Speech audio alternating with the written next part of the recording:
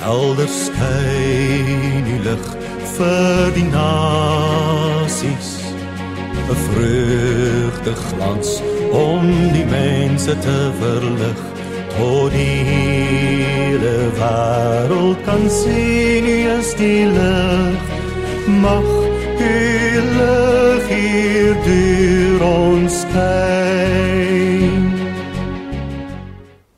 Goeiedag geliefdes, ons sluit hierdie week af ons oordenkings oor mense van die lig, deur te kyk na 'n enkele vers aan die einde van die teks wat ons saam lees hierdie week. En dis vers 20. Dank God die Vader altyd oor alles in die naam van ons Here Jesus Christus. Dank God die Vader altyd. Dit is wat ligmense doen. In die vorige hoofstuk, of vroeër in hoofstuk 5, skryf Paulus dan ook oor wat pas by Christenmense, en dan sê hy in vers 4, dank aan God pas by julle. So ligmense is mense van dank. Maar hoe moet ons dank verstaan? Want dankie is in ons tyd 'n woordjie wat ons sê. Die Hebreëse uitdrukking vir hierdie dank is baie interessant en insiggewend. Dis haragat gatov. Dit beteken herken die goeie.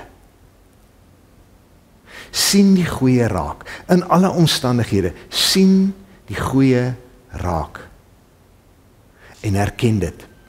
Jy sien, wanneer ons, en maak nie saak wat die omstandighede is nie, so kan kyk as ligmense, om ook die goed daarin raak te sien, dan begin ons goed in al hoe meer en meer raak sien, en dit is wat dankbaarheid is in Hebreëus. Om erkenning te gee vir die klein stukkie goed wat ek oral wel kan sien.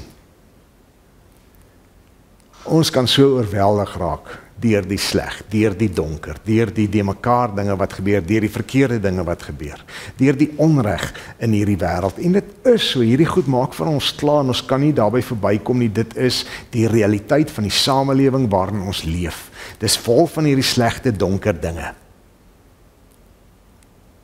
Maar ligmense leer hulle self aan om so te kyk dat ons altyd in alles die goed kan herken. En dan erkenning te kan gee aan God vir die goed. En hoe meer ons hierdie goeie goedjies kan raak sien, hoe groter word dit. Dit het 'n sneeubal effek.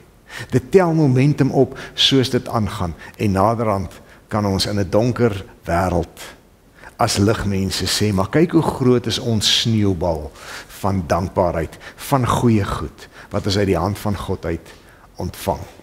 'n Ligmens sê nie net dankie nie, 'n ligmens leef dankie, want daar is baie goed.